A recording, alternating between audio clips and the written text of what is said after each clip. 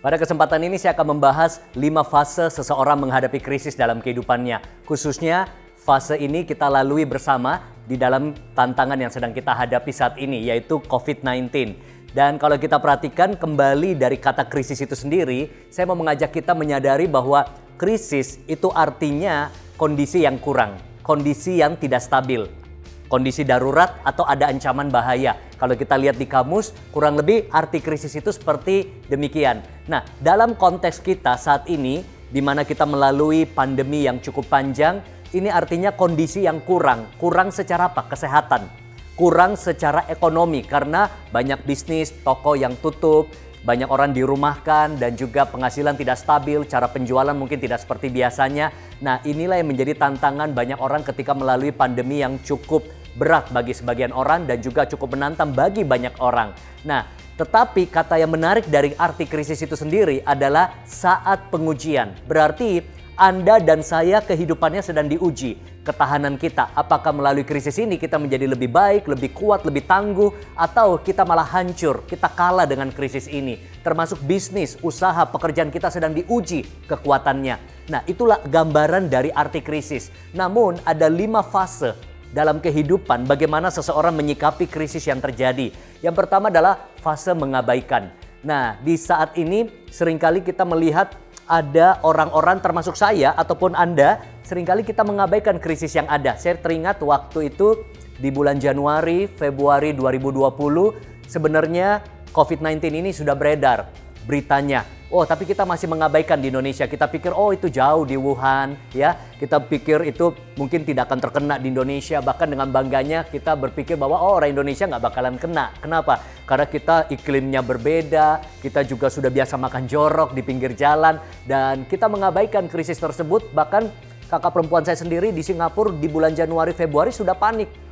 Di Singapura sendiri sudah mulai antisipasi buat sesuatu yang untuk mengamankan dan juga buat kebijakan-kebijakan untuk preventif dan juga antisipasi keadaan tersebut sebagai tindak lanjut. Tapi kita di Indonesia baru dapat pengumuman ketika di bulan Maret. Presiden kita mengatakan bahwa COVID-19 sudah masuk di Indonesia, dan khususnya di pertengahan Maret kita dapat kabar bahwa kita perlu belajar dari rumah, bekerja dari rumah, beribadah dari rumah, dan disitulah kita masuk fase kedua dalam krisis. Orang-orang mulai menyadari bahwa, hey, ternyata krisis itu nggak jauh di sana. Sudah terjadi di Indonesia, sudah terjadi bahkan di tengah-tengah kita. Ada keluarga, ada kenalan, tetangga mungkin, atau mungkin relasi kita yang terkena COVID-19, ada yang meninggal. Bahkan kita sendiri harus di rumah, kita mulai merasakan income mungkin tidak seperti biasanya. Ada yang hidup dari tabungannya, ada yang malah khawatir, cemas hari esok harus seperti apa.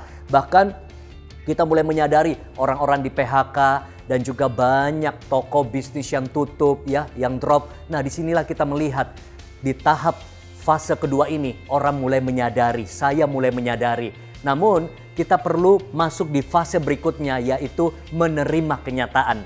Jadi sekaligus Anda juga mengecek nanti Anda sedang ada di fase mana menghadapi krisis dalam kehidupan ini. Ada orang-orang yang masih sulit menerima kenyataan. Sulit menerima kenyataan kalau bisnisnya tidak selancar dulu. Sulit menerima kenyataan kalau mungkin dagangannya tidak selaku seperti biasanya. Sulit menerima kenyataan kalau dia harus di PHK, terjadi pemotongan gaji. Bahkan mungkin sulit menerima kenyataan kalau kita nggak bisa menjual, kita nggak bisa bekerja, kita nggak bisa berdagang, kita nggak bisa meeting seperti biasanya. Karena hampir sebagian besar kita mengikuti kebijakan pemerintah untuk di rumah. Dan saya pun pribadi butuh waktu untuk menerima kenyataan ini. Saya harus menerima kenyataan ini kurang lebih 2 minggu. Saya ingat ada staff saya tanya, ada planning apa? Saya bilang saya nggak punya planning apa-apa. Rasanya buntu pikiran ini. Karena unit bisnis kami mengalami penurunan drastis, project-project, kontrak yang sudah kami dapatkan, rencana keluar kota untuk event-event semua dipending, semua dibatalkan. Saya pun juga sempat bingung, tetapi saya butuh waktu untuk menerima kenyataan tersebut. Setelah itu saya langsung berpindah ke fase menyesuaikan diri. Saya mulai menyesuaikan diri dengan keadaan. Nah, ini yang Anda perlu perhatikan. Ketika krisis datang, setelah kita menerima kenyataan, kita perlu segera beradaptasi. Karena ada istilah, orang-orang yang bisa menyesuaikan diri adalah orang-orang yang akan menang. Orang-orang yang akan siap untuk keluar sebagai pribadi yang tangguh, lebih kuat dan lebih baik. Apa yang kita perlu sesuaikan di dalam keadaan? Mungkin kita harus sesuaikan strategi kita. cara kerja kita. Kita perlu penyesuaian mungkin dari offline kepada online. Kita mungkin perlu menyesuaikan keadaan yang ada, cara pendekatan mungkin terhadap customer tidak seperti yang biasanya lagi. Kita harus bisa ubah dengan pendekatan-pendekatan yang baru. Jadi kita harus menyesuaikan diri baik di dalam hal pelayanan, dalam hal pekerjaan, kita menyesuaikan diri di mana kita harus tinggal di rumah bersama keluarga dalam kurun waktu yang panjang, kita menyesuaikan diri dalam pola hidup kita. Nah, ini fase yang terpenting di dalam sebuah krisis. Kalau Anda bisa menyesuaikan diri dengan cepat, maka Anda akan bisa masuk di fase yang berikutnya. Di fase yang kelima adalah mengakselerasi.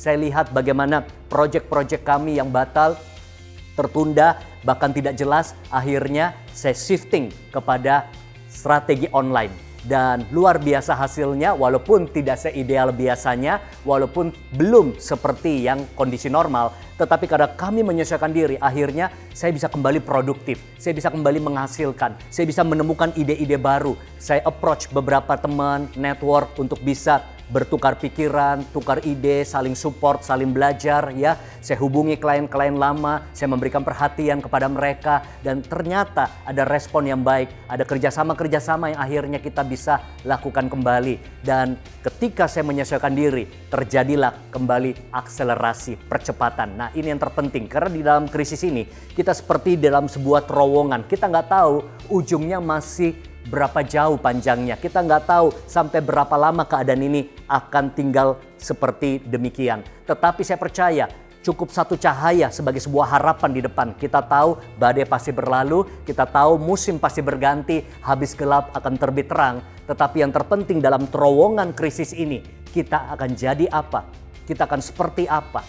Dan kita akan keluar dengan kondisi bagaimana, itu sangat menentukan. Oleh karena itu kalau Anda dan saya sedang menghadapi krisis apapun dalam kehidupan ini, pastikan di tengah-tengah terowongan krisis ini yang membentuk hidup kita. Kita keluar menjadi pribadi lebih tangguh, punya daya tahan yang lebih kuat, punya cara berpikir atau mindset yang berbeda, punya spirit, punya skill, kemampuan yang terasah. Pastikan dalam terowongan krisis ini kita semua dibentuk menjadi pribadi-pribadi yang lebih daripada pemenang dalam kehidupan ini.